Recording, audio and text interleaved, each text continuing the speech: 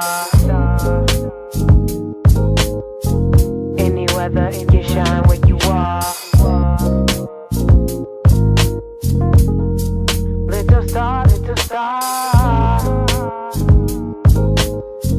Keep shining where you are.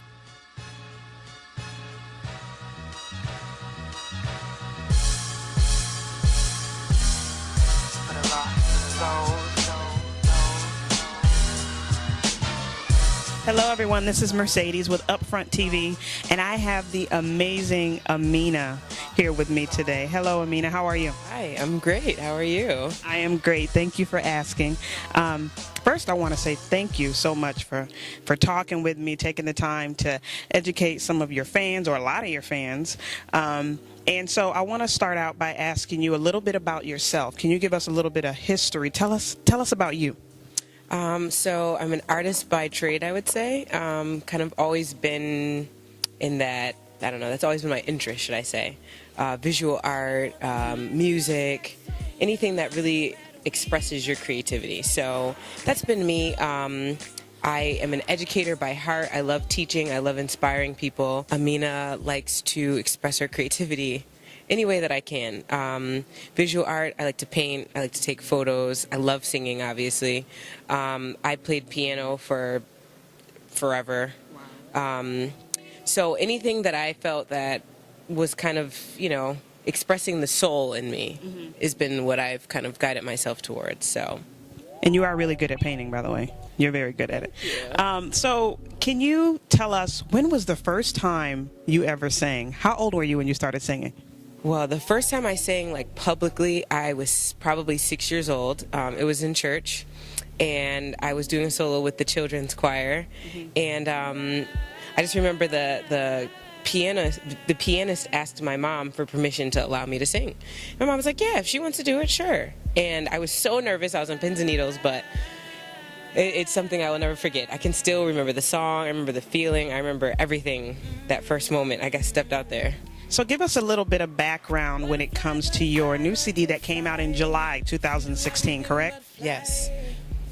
So this CD, I actually have been writing it for a while, and when I was originally writing it, it was just as poetry. They were just things that I kind of needed to get off my chest, things that I really wanted to say that I didn't know how to say, and I didn't really want anybody to hear it at first. I just wanted to get it out.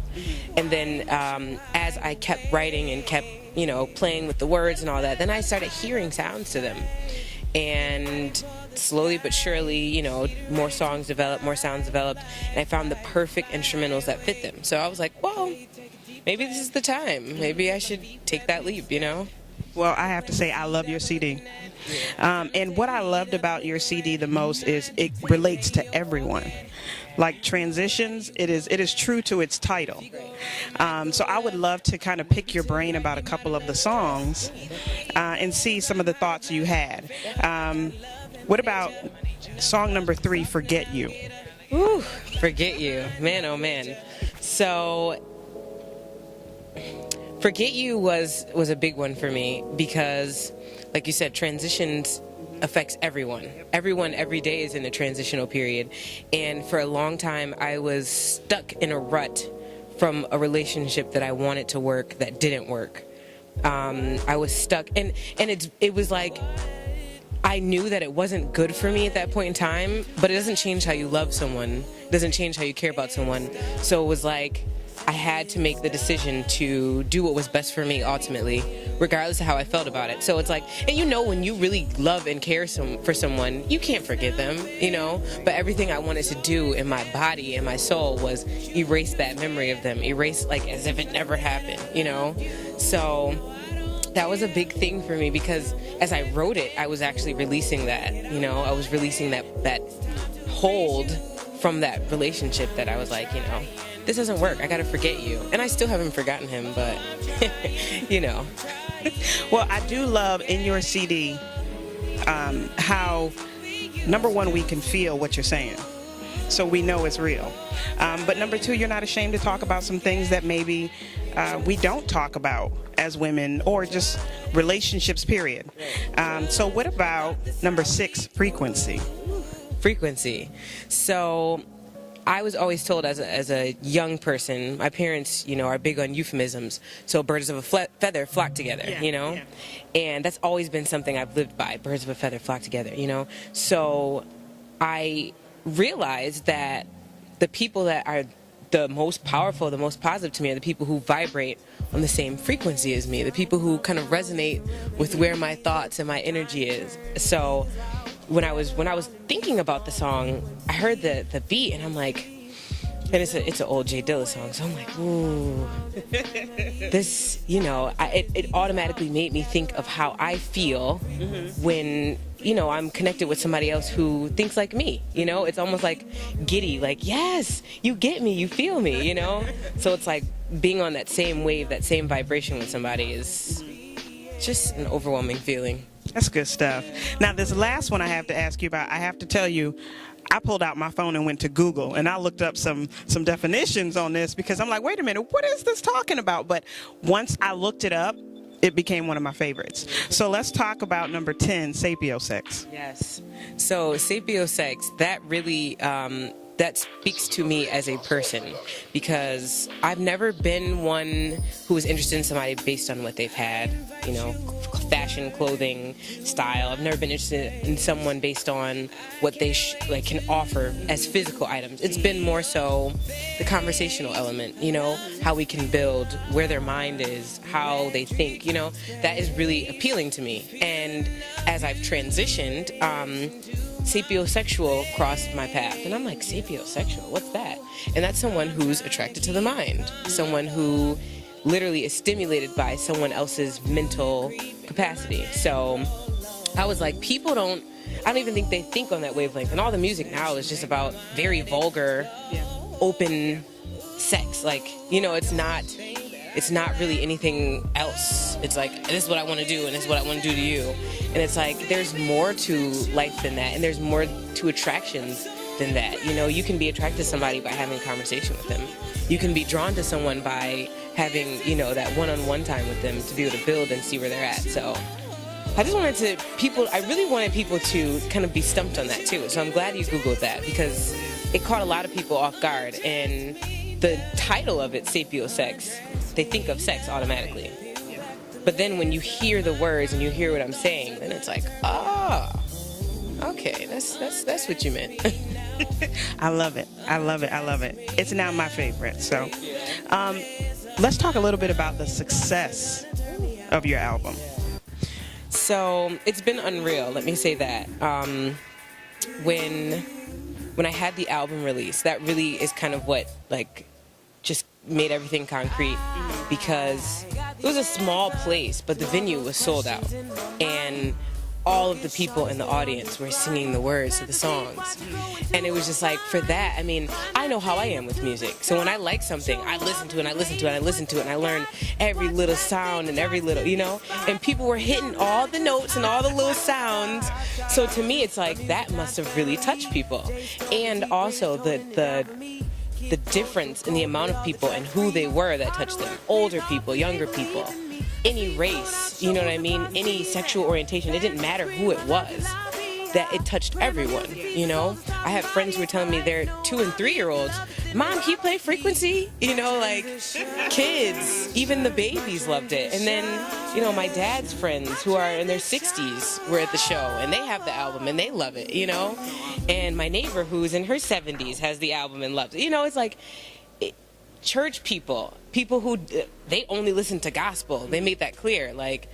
I don't listen really to anything else, but I'll give it a listen, and love the album. That spoke volumes to me, Well, I listen to a lot of gospel, but this is in my CD player. That's real. So what would you say, since your CD release, you have gotten out of this whole experience? Confidence, honestly. And it's been something I'm not ashamed to say. I've always struggled with confidence in myself, really, because of the fear behind that. The fear of how people would perceive you, the fear of what people would think of you, just the fear of rejection, And so I've held myself back for so long based on that fear. And now, knowing that like, this was so rough to me. This was something I'm like, oh, I don't know how people feel about it, but this is my baby. I'm gonna put it out there. And then the way people have received it is such a major confidence boost. It's like, okay, so you did that and you doubted it, and look how it came. So imagine something that you're like 100% both feet it. You know what I mean? Like, the effect, the outreach, the everything for it will be so much different. So just the confidence, honestly, I don't know. It's been overwhelming. I still try to kind of wrap my head around it, you know?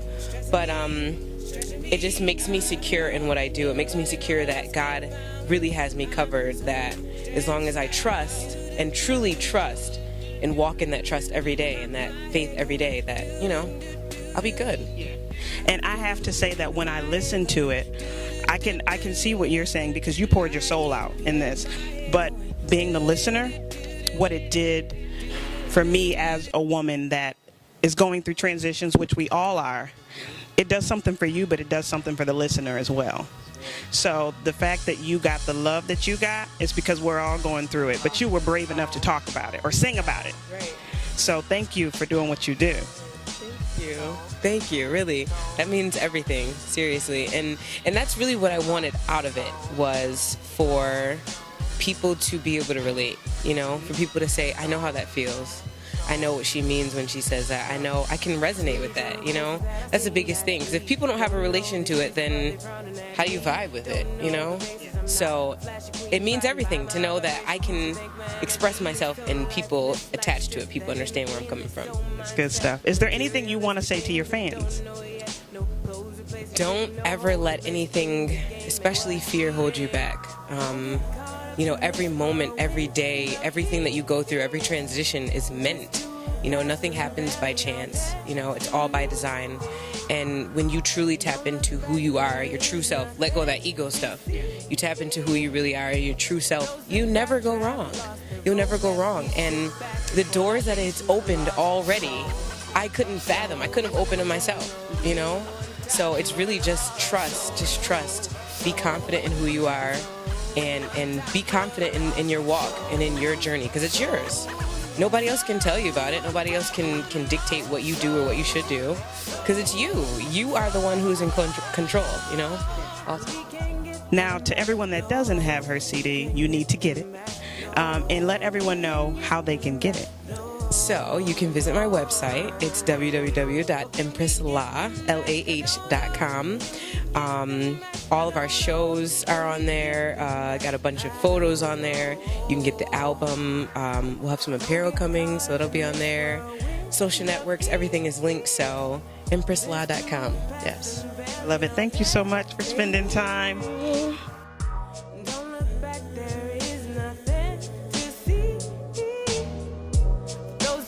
Trapped, lost the roadmap. We sit back and pour libations for lost. So